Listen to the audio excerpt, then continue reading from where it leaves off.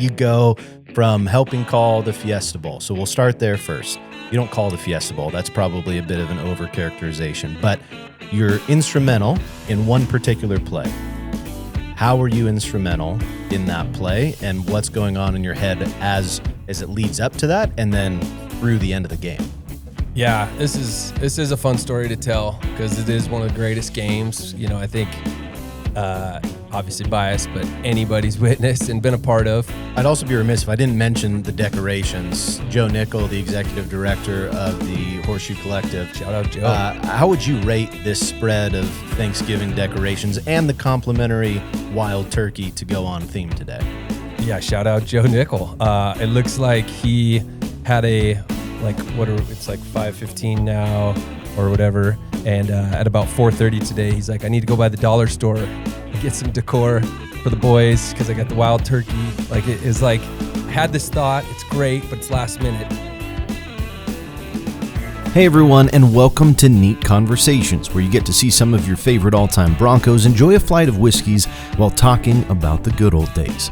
Neat Conversations is sponsored by Horseshoe Spirits, the nation's first collegiate spirits line. In addition to the collective's bourbon, Horseshoe Spirits also produces gin, rum, and vodka. With proceeds from sales going to the Horseshoe Collective in support of student-athletes' NIL efforts in partnerships with local community organizations. On today's show, we're talking with one of the most memorable single-season starting quarterbacks in Bronco history. Taylor Tharp was the starter between Jared Zabransky and Kellen Moore in the 2007 season.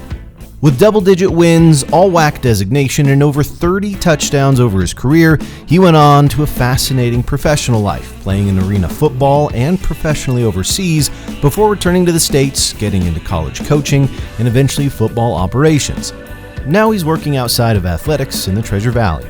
So today we chat with someone who never took the easy way out and was always ready for a challenge.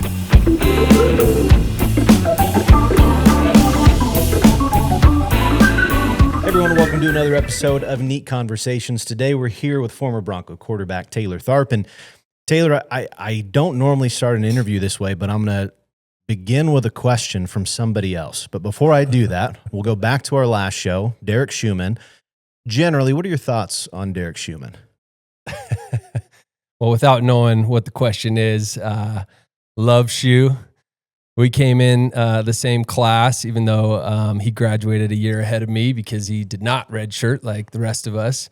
You know, Shu is one of those guys when I think about, like, he just brings a smile to my face because he's a contagious laughter guy. He's always been super fun to be around. We worked together at Boise State. Yeah, but I'm interested in knowing what this question is before I change my answer. I'm glad you said that. Everyone loves Shu. Great guy. At the end of last episode, I said, hey, Taylor Tharp's coming up next. What should we ask Taylor Tharp? So I know what he's going to say. I'll just allow you to hit play on that, and we'll get your response. This is going to be a descriptor of me. I know it. Oop. You mentioned him already. Taylor Tharp will be our next guest on Neat Conversations. Is there a question we should ask Taylor Tharp when we get him? Yeah, I mean, we talked a little bit about working out. Can you just ask him if he even has been? That's it. Not what he's doing, just have you even been? That's all I got to know, okay? I love you, Taylor, just so you know. Yeah. He's one of my favorites of all time. Neat Conversations presented by Horseshoe Spirits. Oh, look at him throw that whiskey back. What a drunk. So, care to respond to Shu's question? Yeah, I had a feeling once I realized where this was going, that's what it was going to be. Along those lines, like, I actually thought he was going to use a word that he used to describe me. He used to love to describe me as, which is scubby. It's a skinny, chubby person. Yeah, and I mean, let's be honest, Shu's kind of, abnormal. He's a bit of one of those freaks. He gets in there a little too much, in my opinion. His pipes are sort of, they need a little bit of work. I used to tell him if he didn't have such big biceps, like, he could actually, like, throw the ball back to the quarterbacks afterwards, but he struggled with some of those things. No, I mean, shoot, that is funny. To answer your question, Derek, I have been, but just recently, took a few months off. My thighs and legs right now are actually hurting from some squats the other day, so I'm walking gingerly. But yeah, man.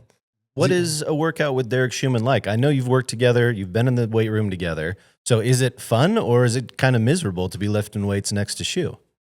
Well, there's two different types of workouts you can do here. There's a normal person, like get in, sweat. We used to play football. We're not playing football anymore, just trying to stay in shape.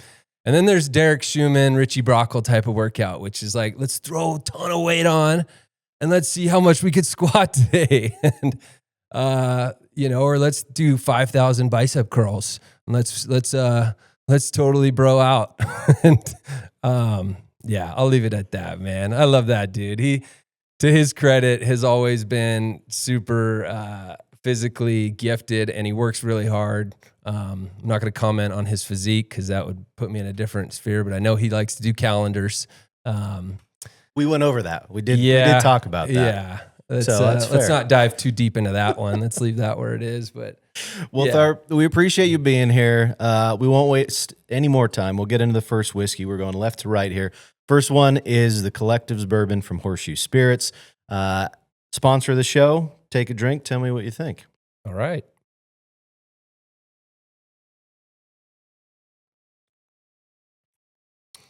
Well, I want you to know that I am a bit of a rookie in the bourbon tasting world. Nutty, a little bit of a nutty flavor there. I'm used to drinking my whiskeys and bourbons after my daughters go to sleep late at night for a little nightcap. And sometimes with a little ice. I like the bite, a little bit of, especially without having it on the rocks. Yeah, this is good. This is really good. It's smooth. I feel like you're not giving yourself enough credit. I mean, if you're picking up any sort of flavor note other than it tastes like whiskey, you're halfway there. So you're on a good path. I mean, if you don't know this about me, on the way over, I watched a bunch of YouTube videos on whiskey tasting just to have the dialogue down. I love it. I'm just kidding. I don't want to look like a fraud. It's funny to me. We'll talk a little bit more about this, but just how different the world of college athletics is today. I mean, could you have imagined when you were playing that there would be a whiskey that would go to help supporting players in NIL efforts? How surreal is that when you think about it? No.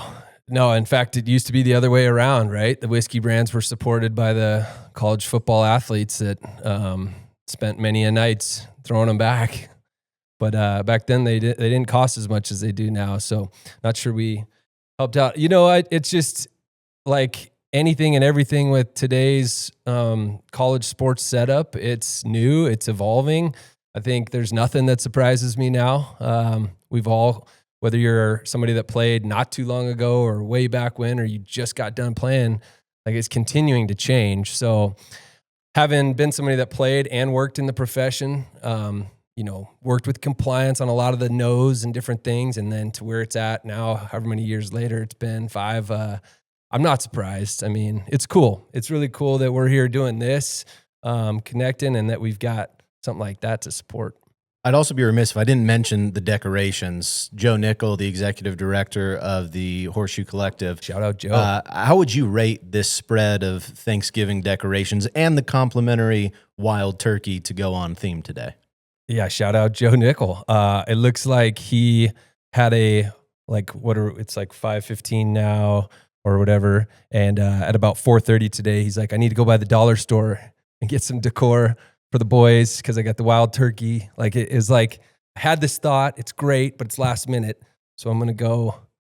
I think go knock it out, which he did. As effective as you could be for a last minute, low budget operation. Yeah. So we appreciate that. Yep. So these are like, these are cool. You might need to take those home to your kids. Yeah. Yeah, those are good stuff. Well, Tharp, let's go back to your playing days and just your experience getting to Boise State. You describe yourself as a late bloomer in high school, and it doesn't seem like that long ago that you were playing quarterback. But when you say you sent in your recruiting tape via VHS, and the only reason someone looked at it was because your family knew the women's basketball coach, how different was that recruiting process, and how did that one connection to a completely different sport help you in the long run? Yeah, I mean, I'm from Boulder, Colorado, so in hindsight, like from an aerial view, Boulder to Boise is an easy jump. But I honestly had no idea Boise, Idaho existed or where it was, other than like everybody else at that time that the football team played on a blue turf. I was a guy that had kind of waited his turn in high school, much like I did at Boise State, to play, and so had had a really great senior year of high school. And thankfully, due to the times, nowadays it seems like if you don't have a great sophomore or junior year as a quarterback, especially, you're just probably going to miss the recruitment cycle. But I fell into this category where I was having a bunch of stats and things, and in-state schools like Colorado State had already sort of found their guys. And my dad and I had a conversation as we put a tape together and a VHS tape, and we had to go make copies of those and send them out. And he had me pick 5 schools I thought I wanted to go to.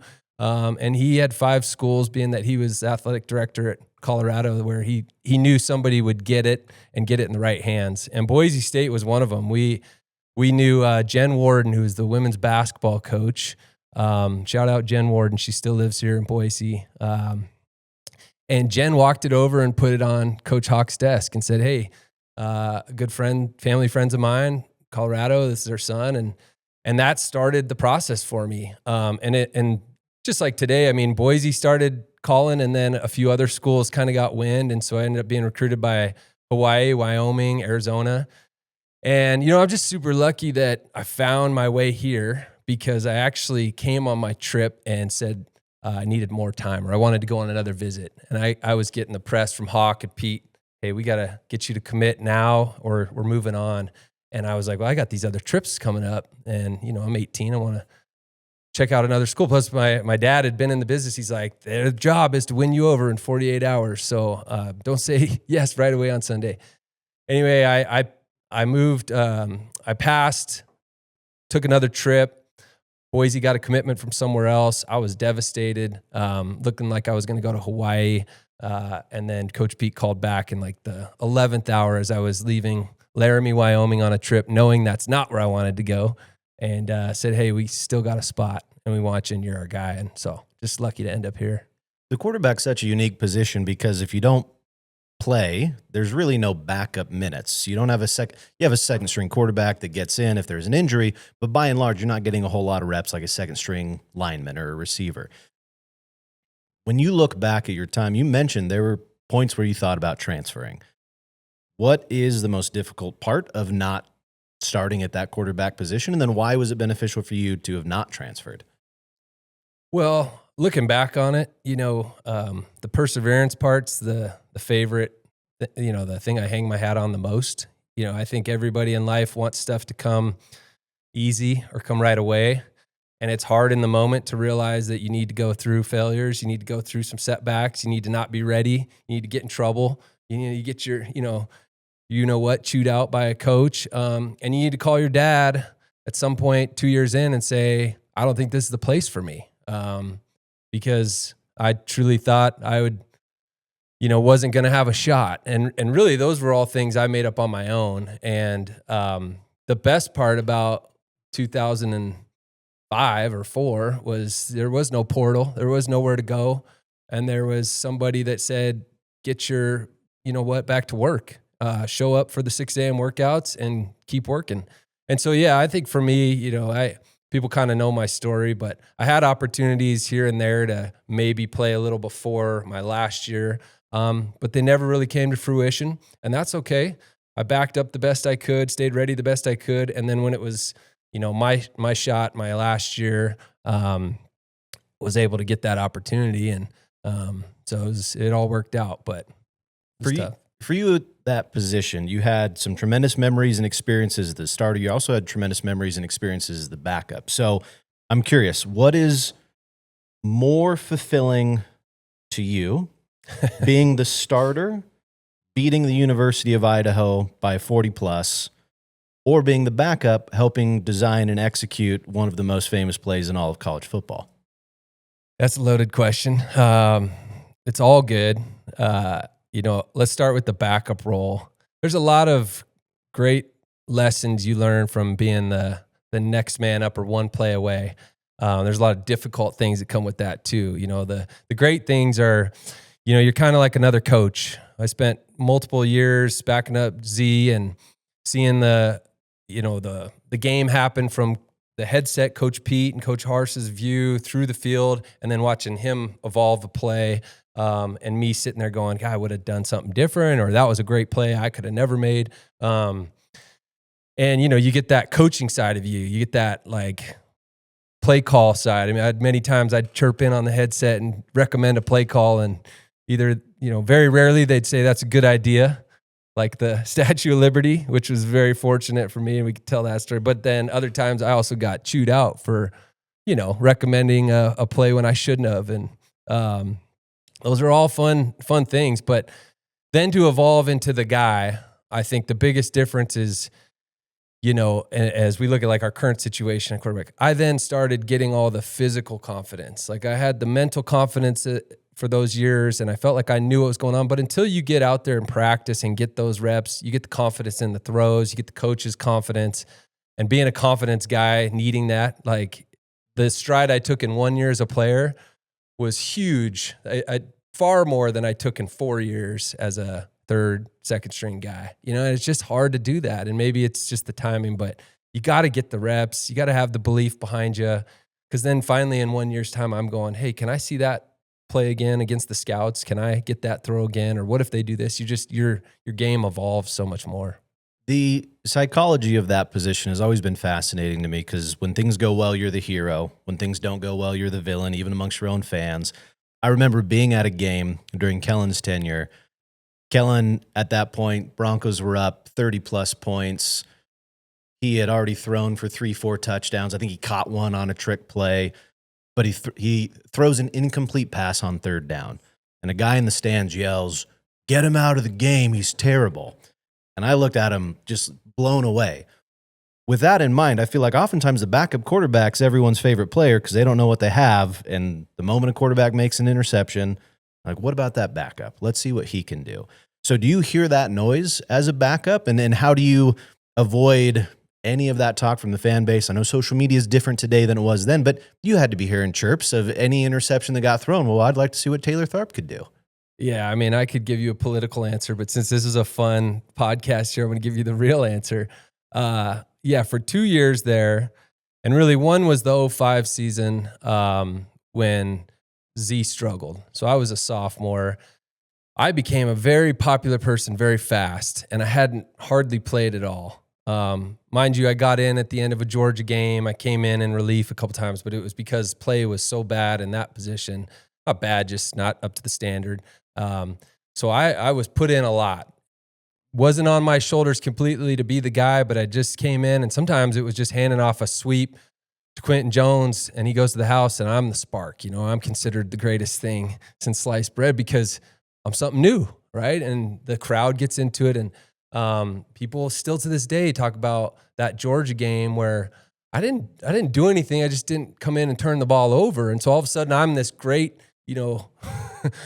I'm the new thing. So I don't know. It's tough because as a humble quarterback or person, you have to realize that's not the truth, right? Like you're there every day. I'm there every day. I know why I'm in the spot I'm in. It's moments I didn't take advantage of, or seeing that other person do great in other moments. So it's, you've got to take it in like that.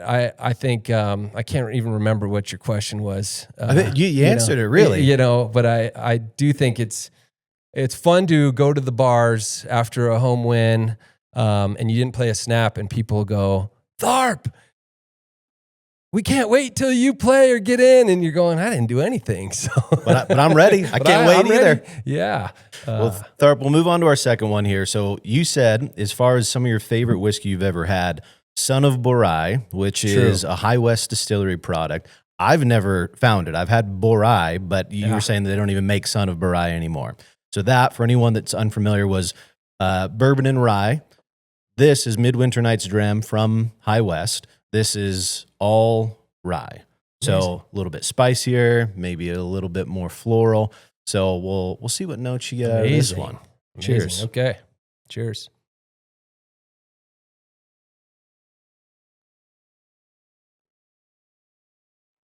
Ooh. Wow. A little different. A little bit more heat on that. A little more almost like aroma smoke there. Woo. I loved it because as I was drinking it, got the was coming through the nose a little bit. That's nice. Can I have another sip? No, you only get one.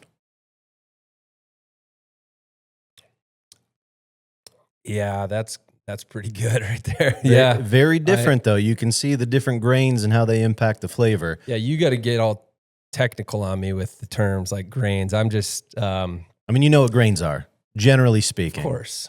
Can you name 3 grains right now? Don't do that to me right now. Any grains. Come on, man. You're in Idaho. This is an agricultural state. You got to be able to know what 3 different grains are. Are you trying to make me look dumb on national podcast? National YouTube TV?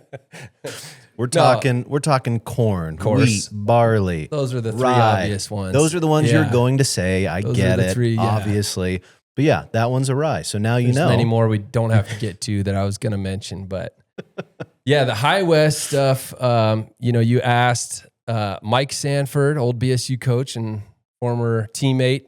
He's the one that told me about High West, and I hadn't been much of like a bourbon guy. I guess we're going back to when I was still in my 20s here, but he's the one that introduced me to High West, and then it was the son of Boer rye, that bourbon rye that I had at his house once, and I started picking it up, and I would always have that on hand through my early 30s, and as I was sipping a little bit more. So yeah, they don't make it anymore, but this is great. I really like it.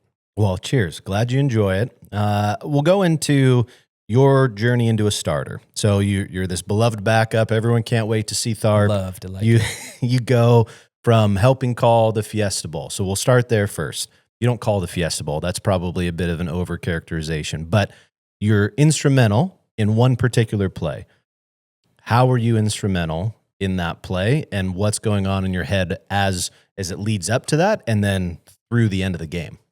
Yeah, this is a fun story to tell because it is one of the greatest games. I think obviously biased, but anybody's witnessed and been a part of. I think about, you asked about memories, and I think about some of my senior year stuff, but gosh, that Fiesta Bowl hands down is the best memory. The way it unravels really is, like I said, I got to be an integral part of the play, the building the call sheet and just installing of plays. Coach Pete and the coaches, Hars and as well, were really good at letting us come to them during the week with ideas. Sometimes those were ideas shot down instantly, or they'd let us, they'd let us coach. They'd say, hey, take me through what happens here and this and that, just to see if you thought through it. Well, so in practice, we'd always run all these really fun plays, and especially leading up to a bowl game, you have this whole set of kind of tricks and gadget plays, and we had some really cool ones, obviously, going into that game. And so the game goes, and we have a play earlier in the first half where Vinny Peretta catches a quick screen, and we broke the huddle fast. We go to that formation, and we try to get it out fast on the perimeter to Vinny, and it's really to set up Statue of Liberty, but OU just flew right to it. I mean, we broke. They were all on it. They were really good defense. And so I remember we got into halftime, and my first moment of like, oh my gosh, Pete's going to tell me to shut up again, was, hey, if we get to Statue later in the game, which we had a shift in emotion on, so not the same look, I said, we need to go hurry up. And I kind of just had a moment of silence. Bush Hamden, my counterpart next to me, was like, oh, Tharp, you did it again. Like, and I remember Pete and Hars being like, that's a really good idea. Yeah, because why would we have a shift in motion to run the fake screen that they just swarmed on versus, quick huddling? So they made the change on the play sheet. Hey, if we run Statue at some point in the second half, we're going to just quick huddle it. We're going to go on hurry up. So I remember being like, yes. And then we get through the game. And of course, selfishly, I'm like, when are we going to call Statue, And so we got to the fourth quarter, and it was during a timeout, and I had clicked in and brought it up. Once again, thinking I might get the wrath of do not talk on the headset. Your job is not on the line here. But they were like, again, Hars, Pete, the whole O staff was like, no, we're trying to get through this game, and we need to be on the correct hash and all this stuff. So we got to overtime, and we'd already, what a crazy game at that point. And I was standing next to Coach Pete, and we were going through on the headset as the O staff the plays. And, I kind of didn't have to say it, but I think it was maybe Pete or somebody that said, like Taylor's been saying, a Statue. And of course, like they all thought it was a good play. And I remember Pete kind of clicking off and telling me, it was our 2-point, or saying, hey, 2-point play. And this might've been as OT started. Anyway, I just was like, yeah, it is, of course. And so that was how it went. And I didn't actually step in when the moment and everything's on the line and say, I've got a great idea. How about we run this play nobody's talked about, statue? It was a series of events that kind of led to that happening, which was really neat. It's obviously a great play. Anybody that's seen it, it was really cool misdirection. But if you rewatch it, know that when we break the huddle and Legadoo and everybody on that one side almost don't get set up, it's because we never repped it that way. We had a shift. Shoe would have shifted sides. We would have motioned to it. And so my change was, let's make it look like it did earlier in the game. And so then Pete gets on we hugged after, and I might have given him like a chest tap and said, make sure, everybody knows I called for that play. But he's the type of coach that did give credit. Probably not where it was necessarily due, but he gave me credit. So I get a little bit I just always try to clarify, like, Hars made the call, Pete made the call. Those guys, their job's much more important than a backup quarterback, but I had just suggested it. You put the bug in the air. I had suggested it. That's incredible. Yeah. You mentioned Pete, and you came in under Hawk, finished your career with Pete, and two unbelievable coaches, two wildly different personalities and coaching styles. So how do you describe how different they were? And then how, as a team, did you guys adjust to maybe a different head coaching leadership style? From Hawk to Pete? Yeah. I mean, Hawk was all I knew as a head coach. And I think, we were a winning program. So, you always buy into what the vision your head coach is casting, right? And he was really good at, motivating and just creating like life scenarios and comparisons to different things like outside of football. But as somebody that got recruited by Coach Pete, had been on the offensive side where he was the offensive coordinator. And Hawk ironically goes to the University of Colorado, which is where I'm born and raised. My dad was not the AD there, but the new AD had hired Hawk. And I know there was a moment in time where we didn't know if Pete was going to go to Colorado or if he was going to stay. I can tell you that there was a pretty major consensus from the players and myself included that was like, man, if Pete stays, we're going to be just fine. And that's what happened. And there was a sigh of relief, I think, internally of, not to take away from Hawk. It was just, you got somebody coming from within that Pete's Pete and he's pretty real. He's pretty awesome. So I think we were all pretty fired up. And obviously he is an amazing coach and he always has been. And I just, I'm super grateful for that period of time in my life and getting to be coached and mentored by him. Like as a young quarterback, everything I learned about the game, how to process reads, how to make decisions fast. Like that's all because of Coach Pete. So you become the starter, you go 10-3, and you continue playing football. So you weren't drafted, so you've got that first hurdle in Thanks that career. For mentioning that, yeah.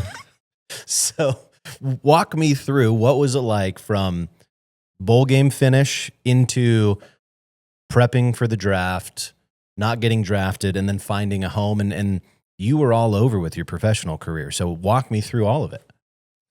Yeah, I ended up sort of similar to high school where I had no real intentions for a long period of time of playing after current setup. And then because of some patience and buying my time and some late success in career, all of a sudden, the end of my Boise State career, I was sort of entertaining this idea that I could maybe go to the next level. And it was justified by, completion percentages, some top 10s, some different things. Obviously, we were nationally ranked there for a little bit.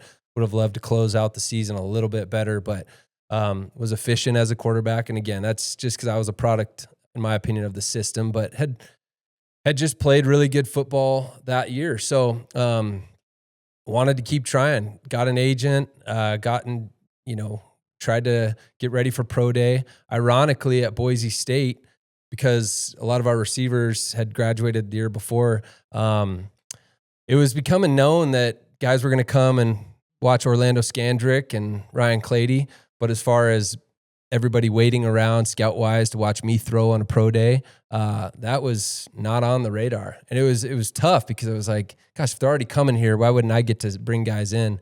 But but that was one of those realities of, okay, that's all right. And I ended up throwing at University of Colorado's pro day, just because you could do that. And I had the ability to, they didn't have a quarterback throwing. So had a good outing there. And shoot, all it takes is one or two teams that really like you. And the Carolina Panthers, Mike McCoy specifically was a coach there that had really liked me and had let me know that if I was available as a free agent or they didn't take a quarterback late in the draft, that I'd end up in Carolina. So it worked out that way. I advise anybody that's a fringe quarterback that doesn't want a team to draft a quarterback before a free agent deal, not to watch the draft, because it was nerve-wracking. But man, to get the call and then go to Carolina was a great experience. I mean, I certainly, one advantage, and I'll give credit to, again, Boise State and the coaches. I showed up in a 2.5 day, 5 practice mini camp, and Coach McCoy had said, we've never had anybody pick up the offense as fast as you, as far as just understanding the big scheme of things. Through no interceptions in those practices, I felt like I was on a good path. But fast forward to the summer and getting ready for like camp, numbers are a thing, and there's not just 3 quarterbacks, there's 5 and a guy that's injured. So, I got released and played arena football. Arena was great, had a shoulder injury. But the highlight of my playing career ends in Parma, Italy. The book, if you haven't read it, Playing for Pizza. Great, rainy day, get some whiskey, playing for pizza, go out and read it. But I ended up playing for the team in that book, the Parma Panthers, for 2 years. I was an offensive coordinator and quarterback over in Italy. Won 2 Italian Super Bowls. So still to this day, like, we can talk Fiesta Bowl, but it's kind of fun to be like, yeah, I have 2 Italian Super Bowls. Walk me through that. So I knew you went to Parma. Do you speak Italian? And what is the football like in Italy? And the idea that you're the OC while quarterback is also fascinating. That sounds like some Harlem Globetrotters type stuff. Like, how does that work? Do you have coaches? Is it all player led? Sì, mi scusi, non parlo bene italiano.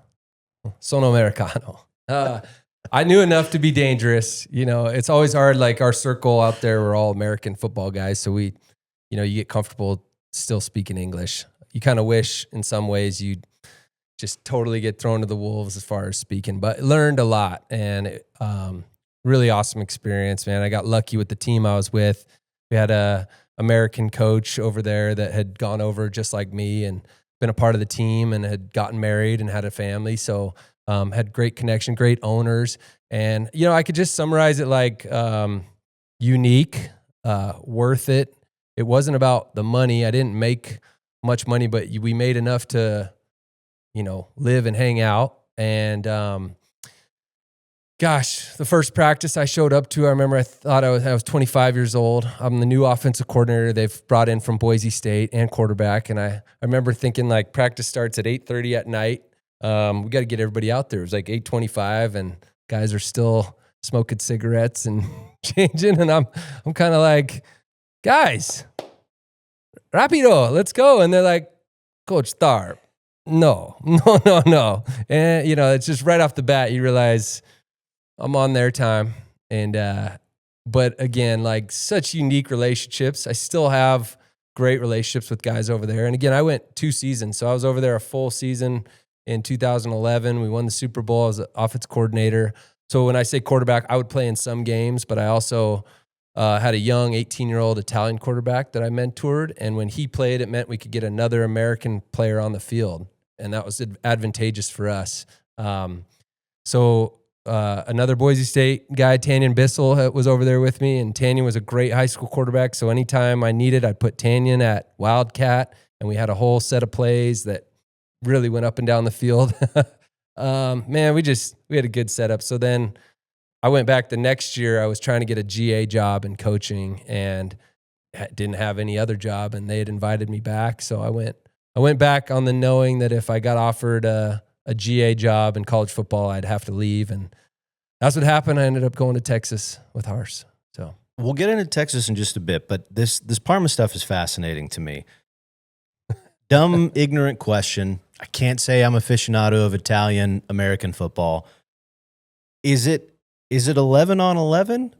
Are we talking like small town 6-man football? And then what is you have to have X number of Italians versus international people? What's the breakdown of how you can effectively win an Italian Super Bowl? I was going to try to put you on blast for the grain comment earlier, but no, it's a fair question.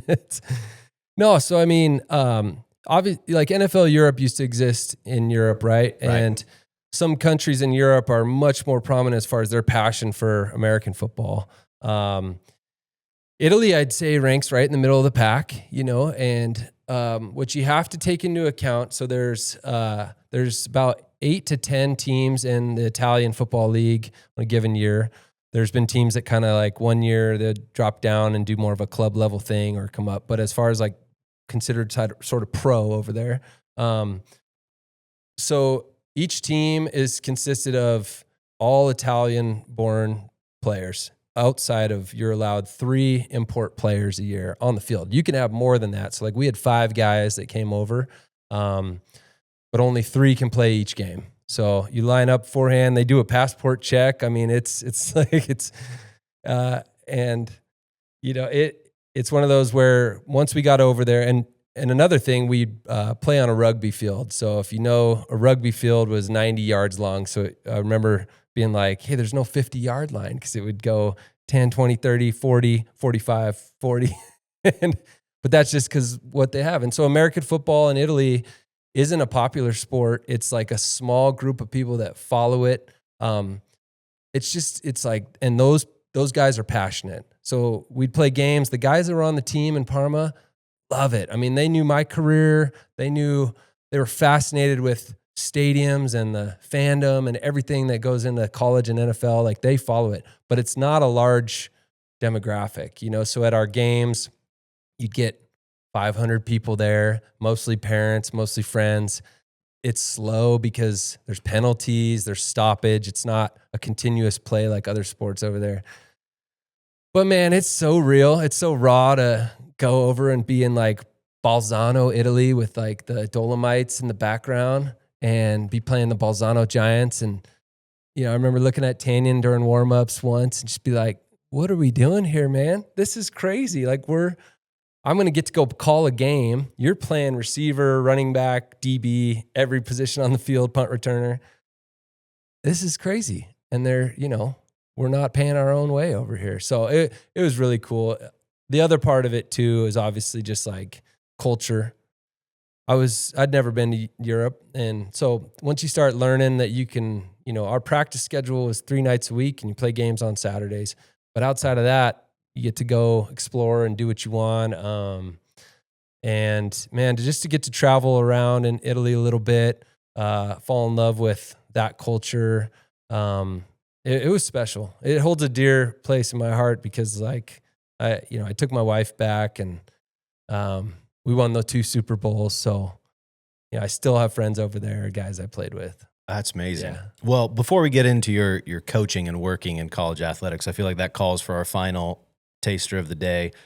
Wild Turkey, Jimmy Russell's 70th anniversary, a bottle that was put out once, and I'll read you the manufacturer's tasting notes, and we'll see if you pick up on these. Okay. We're talking 8-year bourbon with a palate of sweet cream, butterscotch, black tea, transitioning into bitter chocolate, dark cherry, burnt sugar.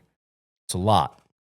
Let's see if you pick up. You lost me at burnt sugar. Are you anti-burnt sugar? No, I'm just already feeling the 2 whiskeys. Cheers. Cheers.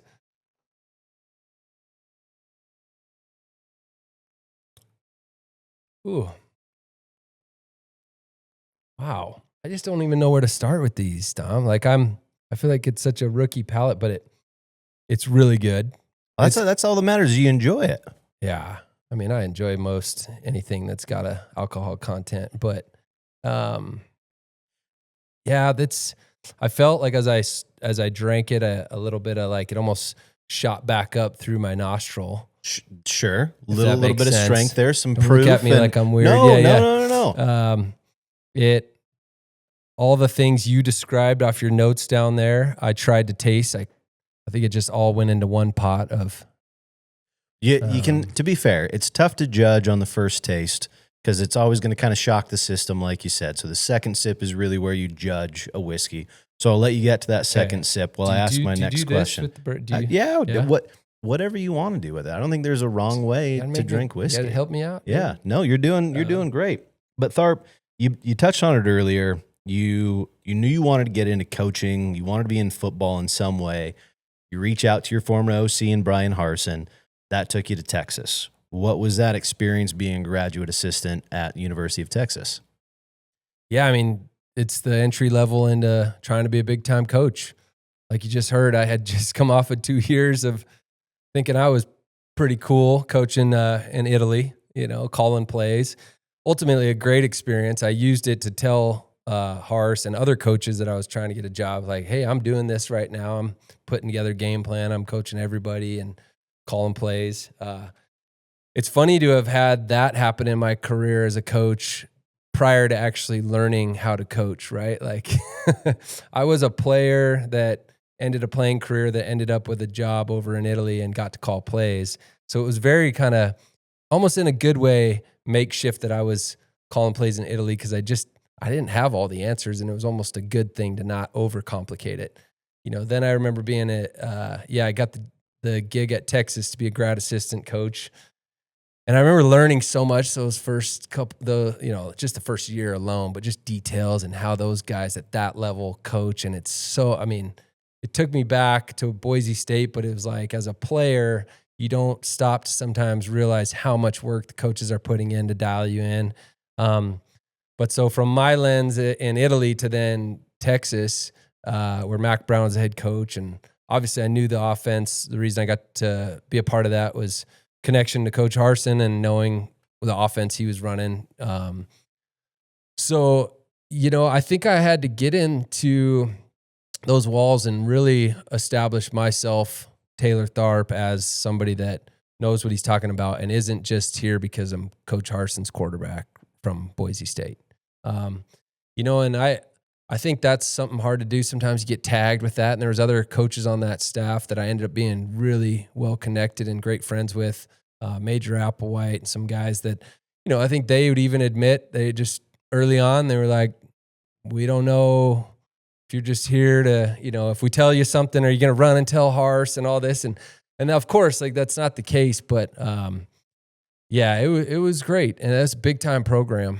And I was there, obviously, when Mac Brown was in his last 2 years, so it was not great years, but we were in the Alamo Bowl, and we had solid seasons. I got to be wide receivers coach, assistant wide receivers coach. My second year, Coach Harsin left to go to Arkansas State, and I ended up being the main signal guy. So, to be the signal guy in games like the Red River rivalry, it was pretty epic, man. It was awesome. Tell me about that, because you've got such a wide range of experience on the headset, from being a backup quarterback to maybe you say something, but you might get yelled at, to you're the guy on the headset in Italy, to now you're making these signals, and if you give the wrong signal, the wrong play gets ran, and I know that happened. Yeah, you do. First of all, let me talk about the headset in Italy. Wasn't always about the current game. There's times when Chicho up in the press box wanted to know if the salsicha sandwiches were going to be ready.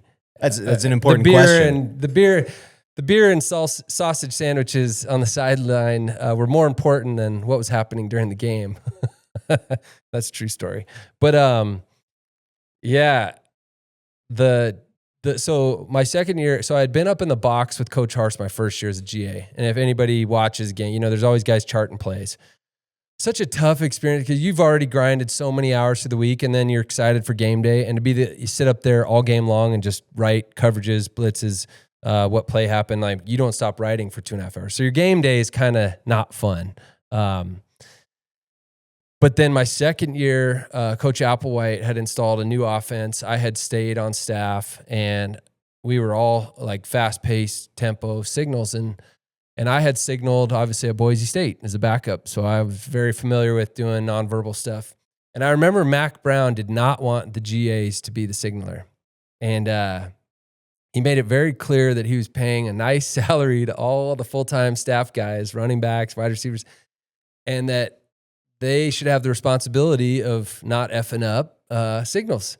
So I had already, Major and I, through the spring and fall or like summer, like I knew all the signals. He wanted me to be the signal, but he's like, Mac really wants you to teach all these other coaches how to signal. And let's just say that experiment lasted like 3 weeks, where I spent extra time with certain coaches trying to teach them how to signal formations. And man, I was a good teacher, but it's just, it's not for everybody. It's hard to get all the signals right. And so we had to come back to Mac, Major did, and say, Taylor's our best signaler. It's going to be the most clean. Like, we can have dummy signalers, we can have the other coaches do it, but like, it's got to be Taylor. He knows it. And so where it gets funny is Mac did not, first of all, want me to do that, right? But he said, okay.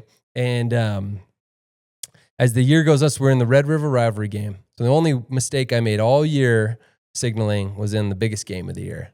And we'd gotten our tails kicked the year before when Coach Harsh was on staff. And we actually end up going into that game underdogs, and we steal it from Oklahoma. It's awesome. But during that game, we had these signals where if we wanted to run the same play over, we'd point to the green grass, green, green, green. If we wanted to run a play where we'd look like we were going to run it and call it from the sideline, blue, blue, blue. So Major goes, green, green, green. Or no, he says blue, blue, blue. See, I'm already screwed up. It's a whiskey. And I hear blue, blue, blue, which I'm supposed to point to the sky, and I immediately point to the grass. And the whole offense out on the field starts to green, green, green. They're going to run the same play over. It was like tempo, run as fast as you. And I'm hey, look over here, blue. And I'm screaming, and Mac Brown's right next to me, seeing me look like, and he's like, oh no. And Major is on the headset getting ready to call the next play because everybody obviously is going to look. And Mac gets on the headset and just goes, Taylor up. and Major's like, what?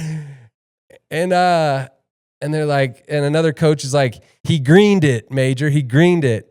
And Major's like, what? So we run a run play. Obviously, we get a couple yards, and we end up scoring. We score on the drive.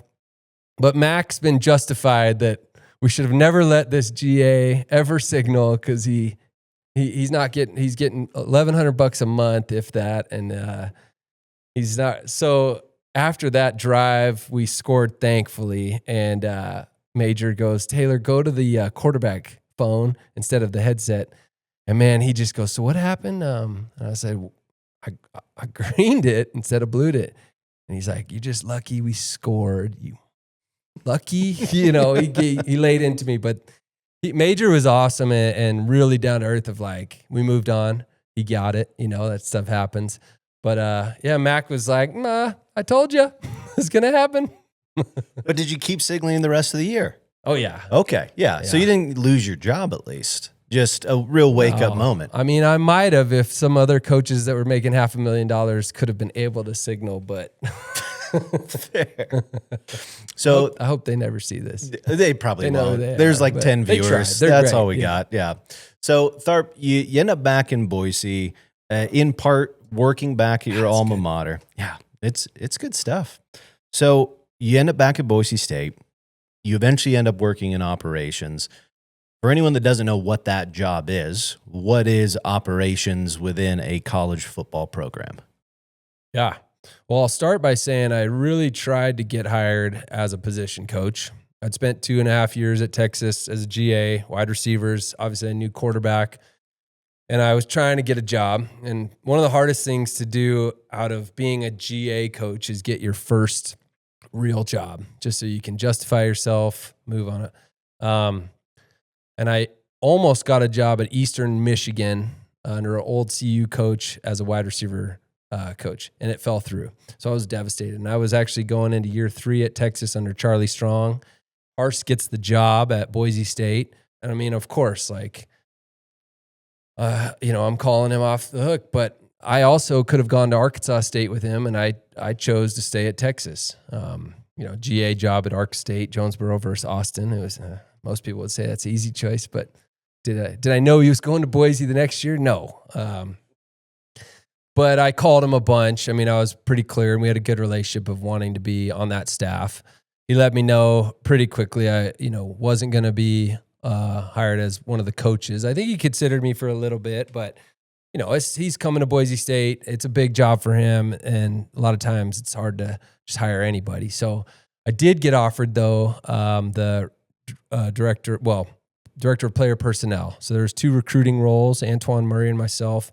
So it was very entry-level operations recruiting, but I was back in Boise, man. Like, one of my biggest goals ever was to either get back to Boulder or Boise. And so that starts a 6-year run for me at Boise State on the recruiting and operations and player development side. 2 years as director of player personnel is a fancy way of saying trying to help coordinate the recruiting efforts on the offensive side. I did a lot of unofficial visits on campus, tried to organize the offensive staff for recruiting, tried to identify prospects, on and on that way, hand in anything we did recruiting wise.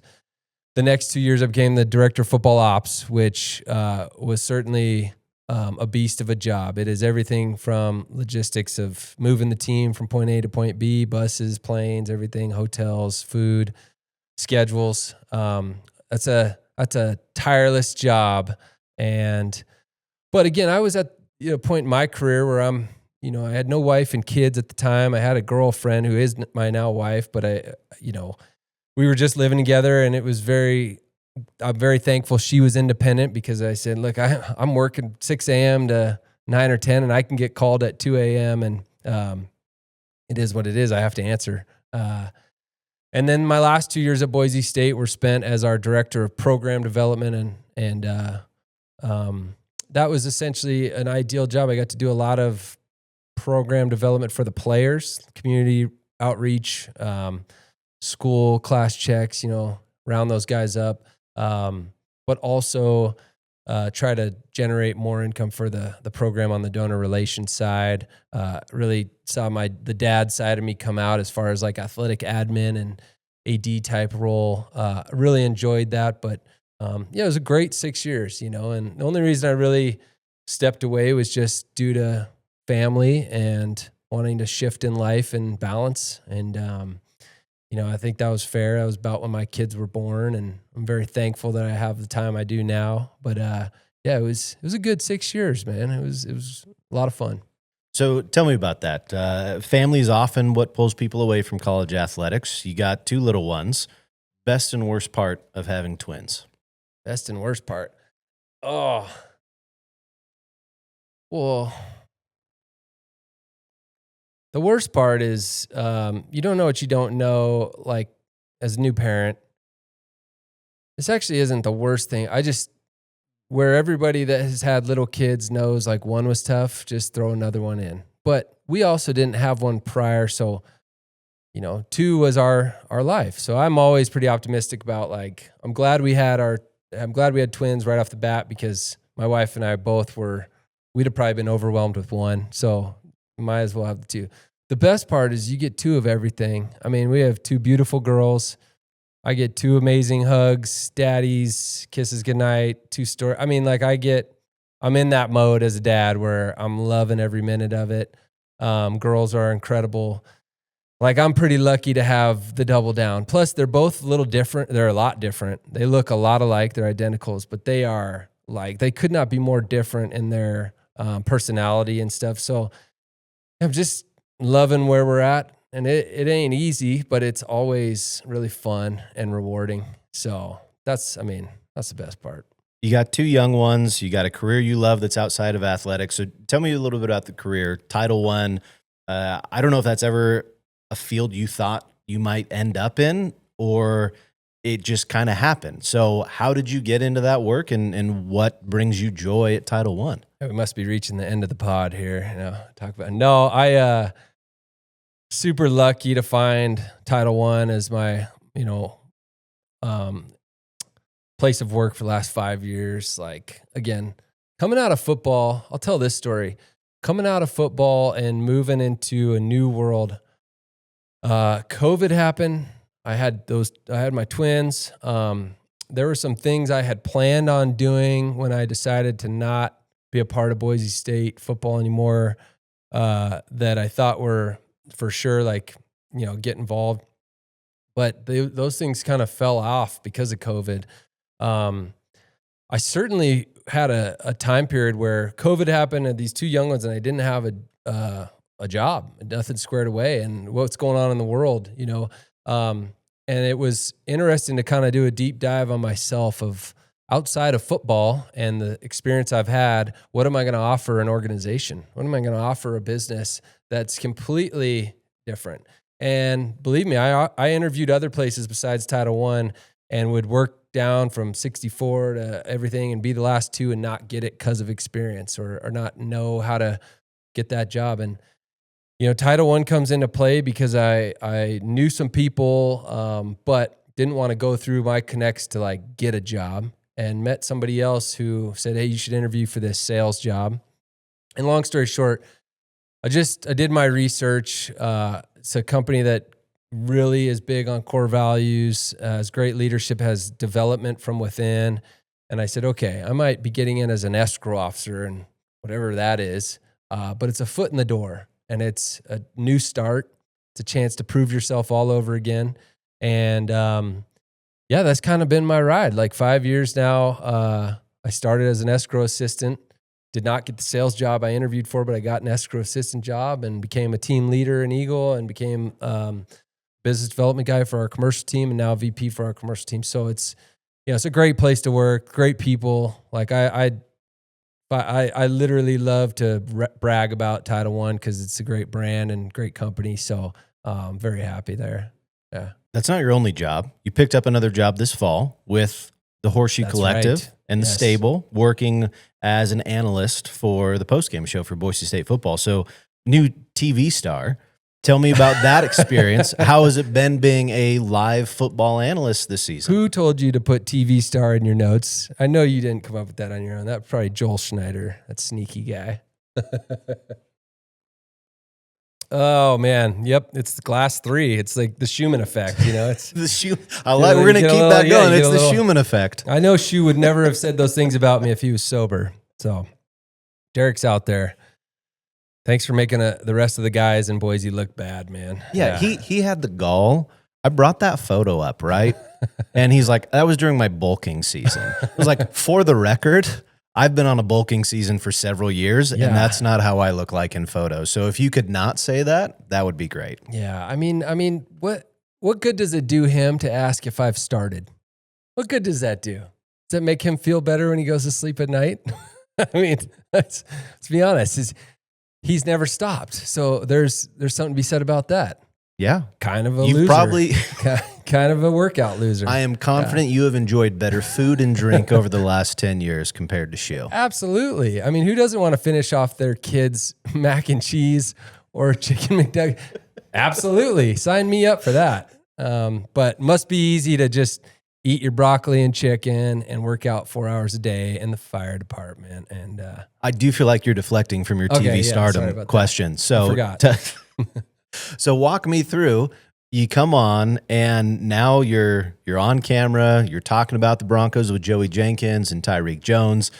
You're obviously, the sport, the program, but that might be a different world for you. It's been fun to watch you guys get more confident and comfortable in front of the camera, but several games into the season, one more home game left, I believe. What's it been like for you in that role?